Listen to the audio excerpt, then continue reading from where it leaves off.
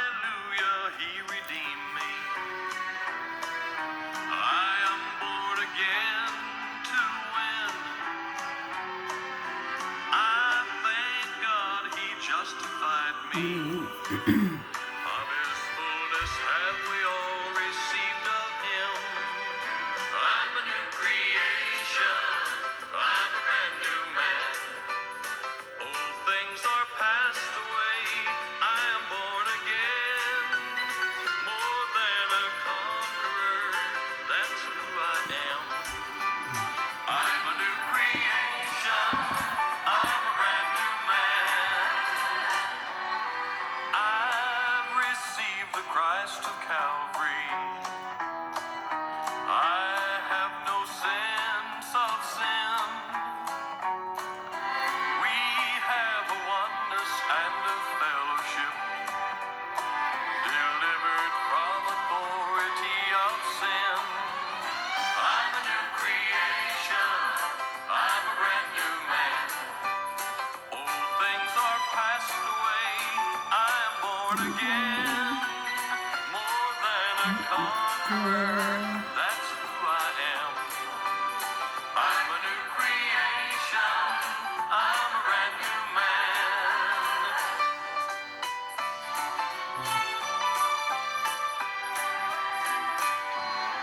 God has wrought for me redemption,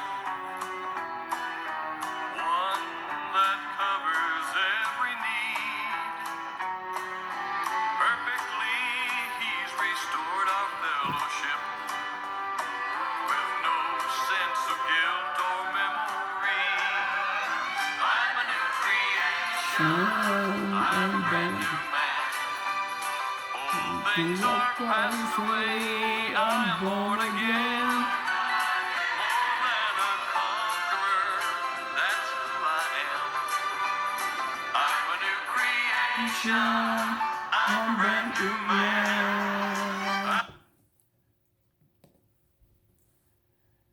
Yeah.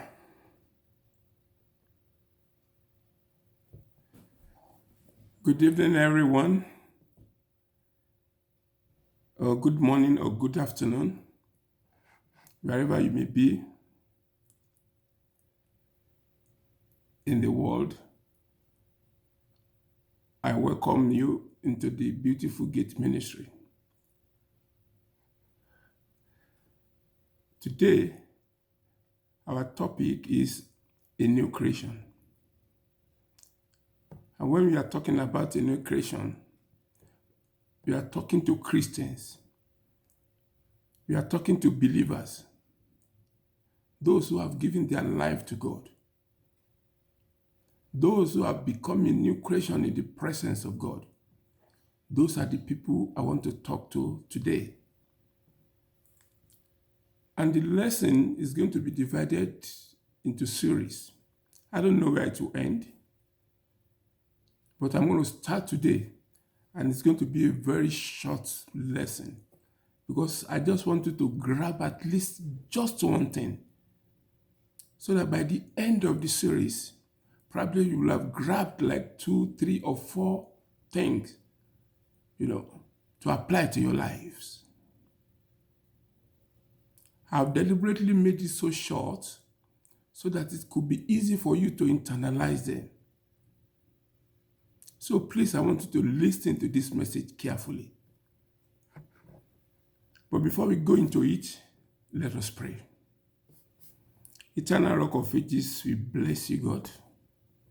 We worship you, we glorify you.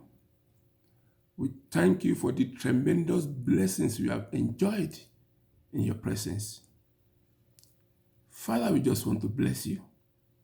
There is nothing we can give you that can commensurate to what you have done in our lives.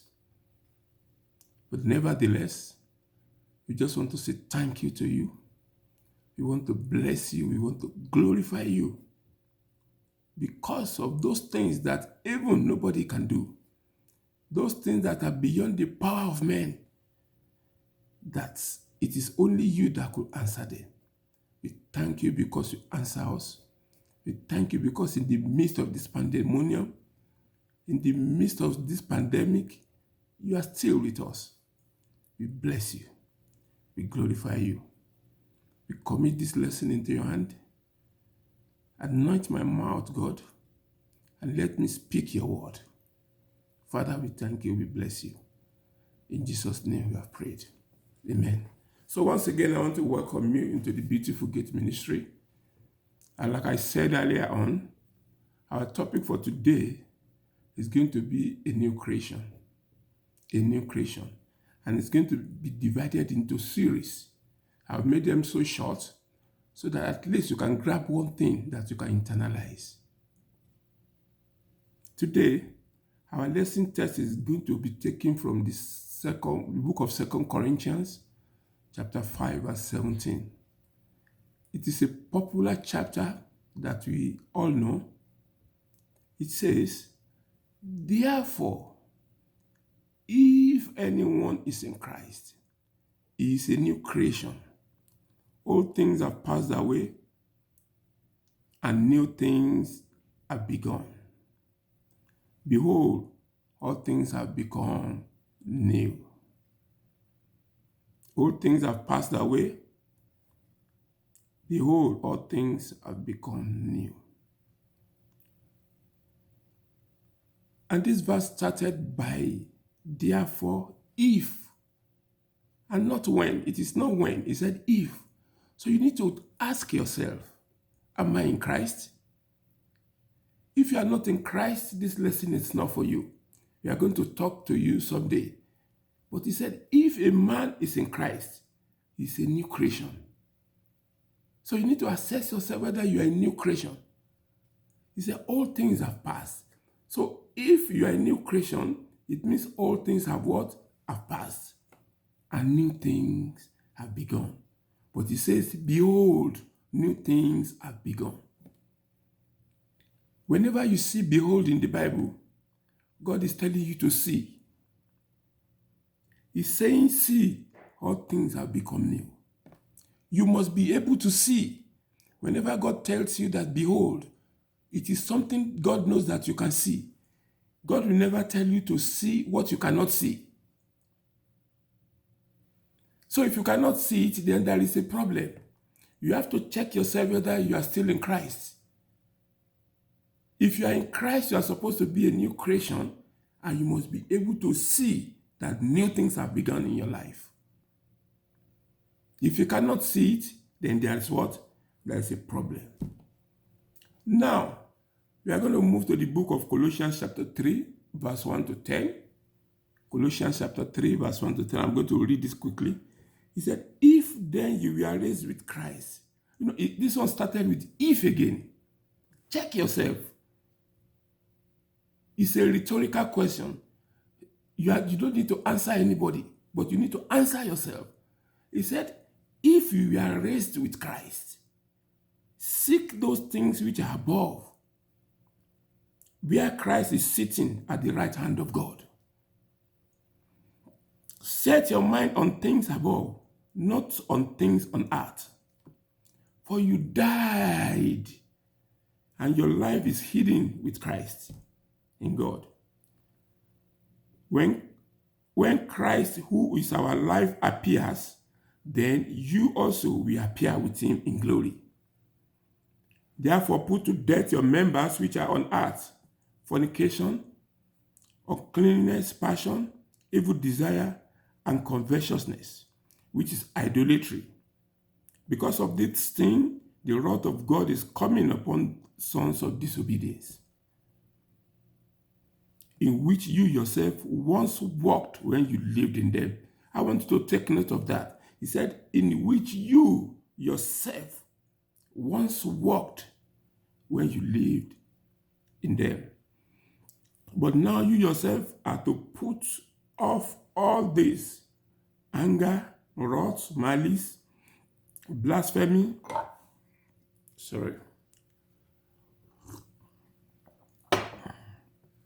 filthy language out of your mouth. Do not lie to one another, since you have put off the old man with his deeds, and you have put on the new man, who is renewed in knowledge according to the image of him who created him. So this passage also started with if. So you need to check yourself if you are in Christ, if you are raised with Christ.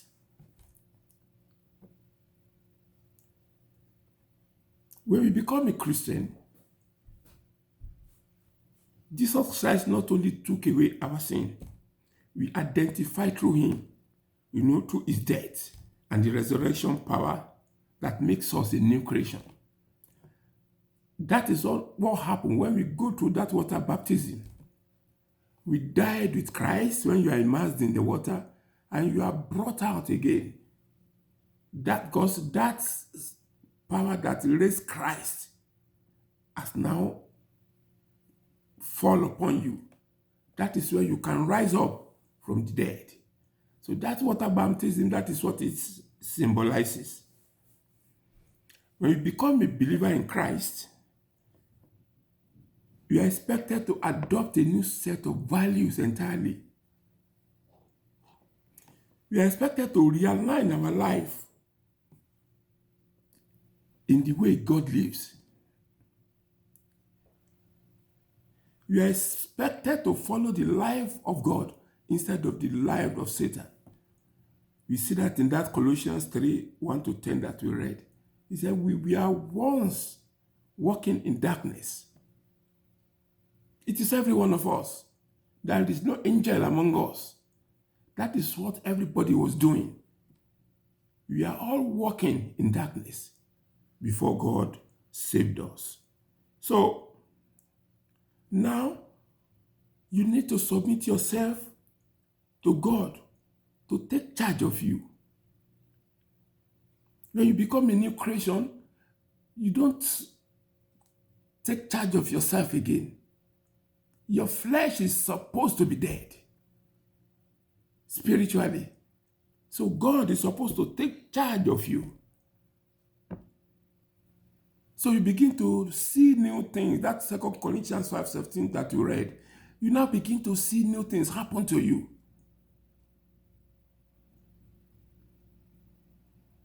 It is like you have a rickety car, that the body is old, and you change the engine and put a new Honda engine in it.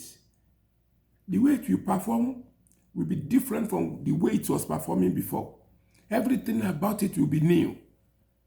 That is what is now happening to you. A new engine has been installed into you.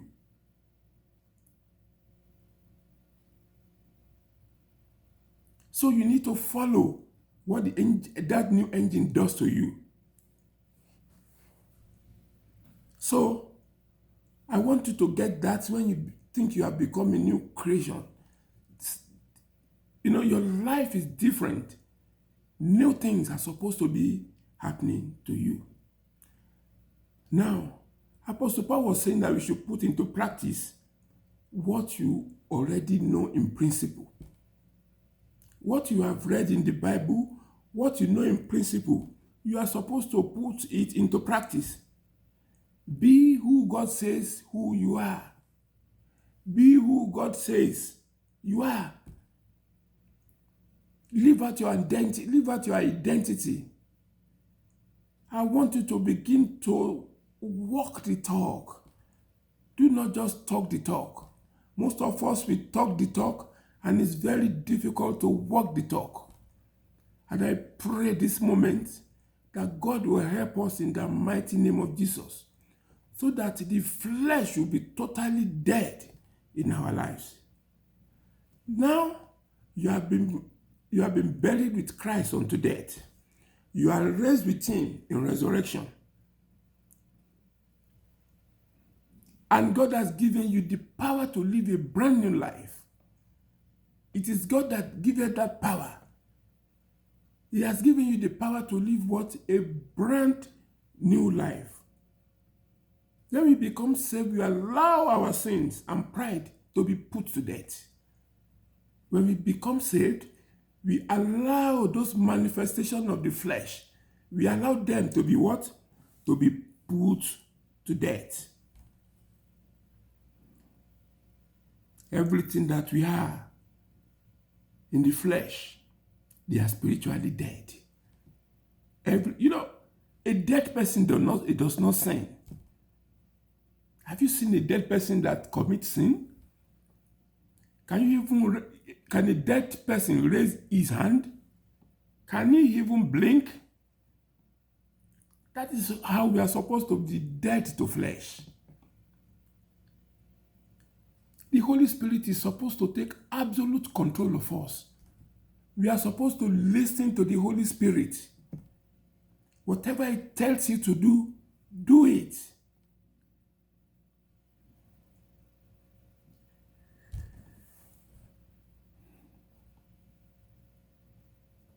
Now, when you are born again, when you give your life, the living days of sin should be over in your life. They should be over in your life. You should totally submit yourself to God. That is what is supposed to happen to us. And this does not preclude us from sin. And that is why Apostle Paul says that we should put to death all these things that are supposed to be dead within us. Everything that are supposed to be dead within us, God is saying, put them to death. And even though our pre-Christian lives have died at salvation, when God gave us salvation, our pre-Christian life died. But the point is that we are not immune from temptation from the devil. Jesus Christ was tempted by Satan, but he was not successful. The fact that you are a new creation does not mean that you will not be tempted by by Satan. And God will also test you. If you tell me that you have put to death the spirit of anger, the spirit of pride in you, God is going to test you. And how does he test you? He will make people to offend you. He will make people to offend you and see whether that spirit will be erupted in you. God will test you. So when these things happen, just realize that it is a test from God, and you need to pass the test. God tested Job in the Bible. He knew he knew he must pass that test. His wife told him, look at who the devil was using. The closest person to Job, his wife. He said, curse God and die. But Job knew that it was a test. And he survived that test. And I pray for you today, whatever test that God is going to give you as a new creation, you pass it in the mighty name of Jesus. And let me tell you this. There is no temptation that you go through in life. Let me repeat again. There is no temptation that you go through in life that is not summarized under the temptation Jesus Christ went through. Those 3 temptations. They are summarized under those temptation. If you look at the first one, he said, turn these stones to bread. That was a misuse of power. Misuse of power can come to us in different forms. But remember how Jesus Christ survived it. He used the word of God. Thou shalt not do what? Live by bread alone. He used the word of God against Satan, against his temptation.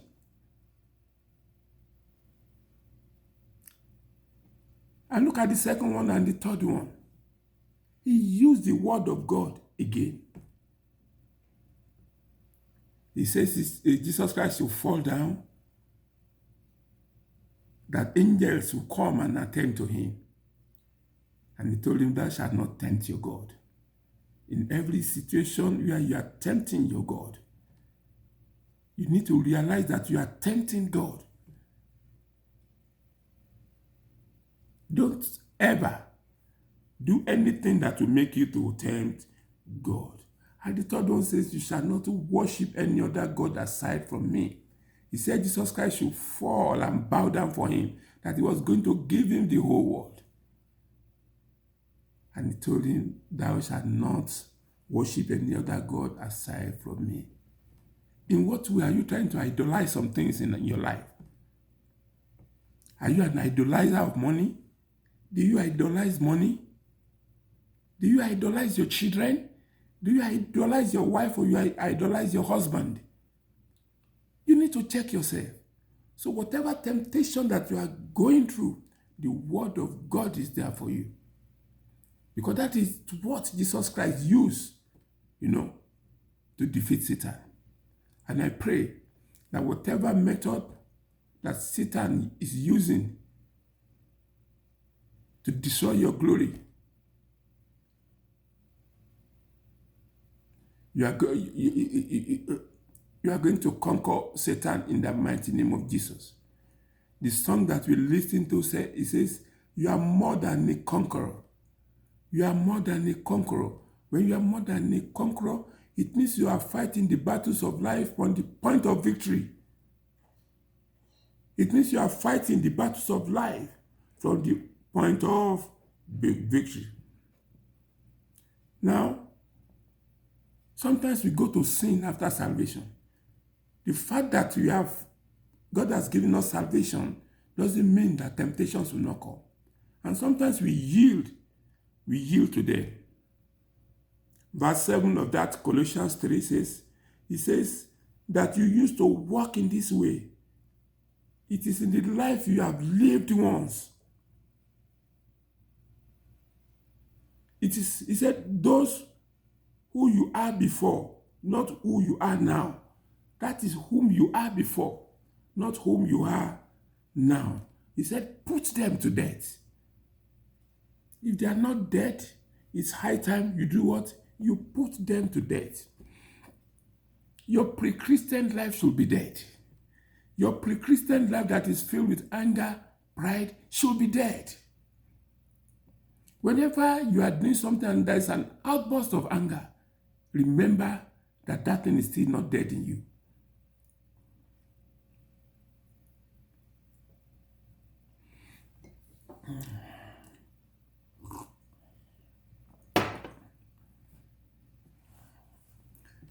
Jesus did not only put your sin to death, he gave you a resurrective power.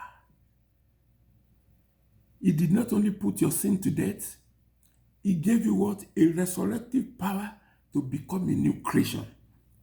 So that power is in you. If you have failed to use it, begin to use it now. The death of Christ on the cross justifies you in the presence of God.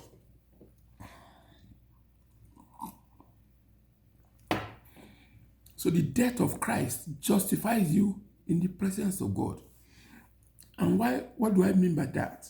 When you come into the presence of God, God sees you as if you have never sinned before.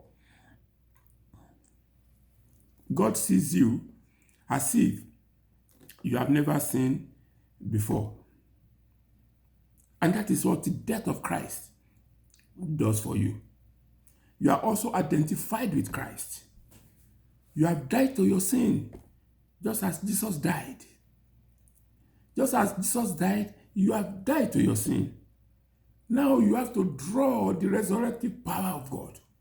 You have to draw on the resurrective power of God, the power that raised Jesus Christ from the dead. That scripture says, if the power that raised Jesus Christ from the dead is in you, if it is in you, draw onto it and begin to use it. This power helps you to live a new life. This power helps you to become a new creation in Christ. This power helps you to come into the presence of God. When temptation comes, use the power of God to fight it. You cannot fight it alone, but God has given you that power to fight each temptation. You cannot afford to overcome sin by your efforts. Use the grace of God that is in you. God will give you the willpower you lack, the internal drive you need to obey Him. God has provided for you. So you need to fight every temptation that you go through in life. Now, verse 1 says, set your things on things above. Set your life on things above, where Christ is.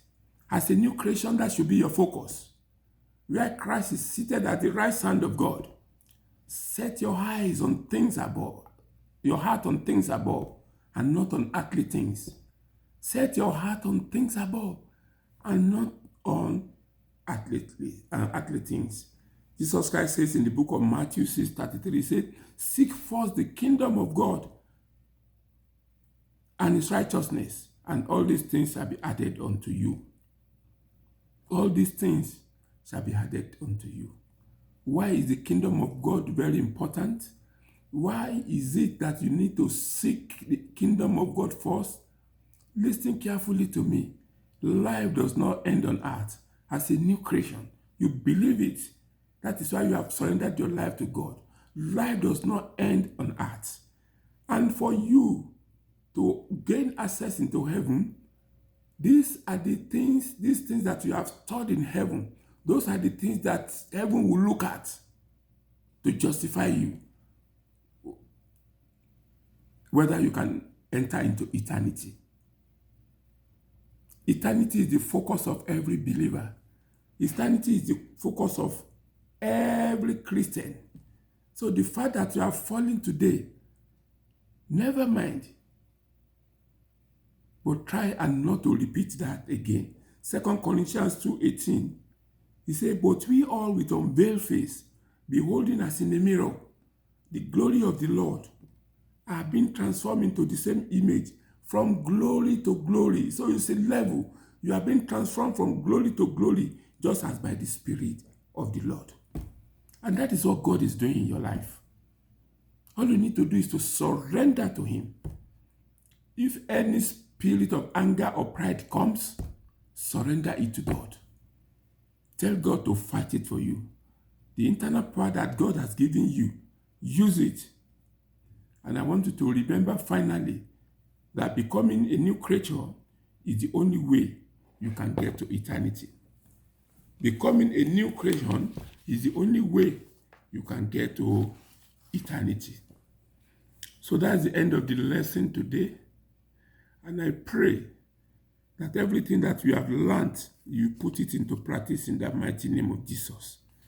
Let us just bow down our head and let us pray. Father of light, we bless you, we glorify you. We thank you for your lesson that we have studied today. We have seen that for us to attain eternity, we must become a new creation. The fact that you have gained salvation does not mean you have access to heaven. We pray that will help us in that mighty name of Jesus. Help us to realize that you have made us a new creation. Help us to reject the whole self. Everything that has died in you and me, help us to reject them in the mighty name of Jesus. When they raise their ugly head, my God and my King, remind us that the self is dead in our life. Remind us that the old man is dead in our life. Help us to draw on your resurrection power. Help us, God, to draw on your resurrection power. Father, we bless you, we glorify you. In Jesus' mighty name, we have prayed. Amen. Thank you, everyone, for joining the Beautiful Gate today. And like I said, it's going to be a series. Next week, we are going to be doing series 2. And I pray that God will also bless you abundantly in the mighty name of Jesus. I want you to share this message to your friends, families, so that they can use it again in their lives. Father, we bless you, we glorify you. In Jesus' name, We have prayed. Amen.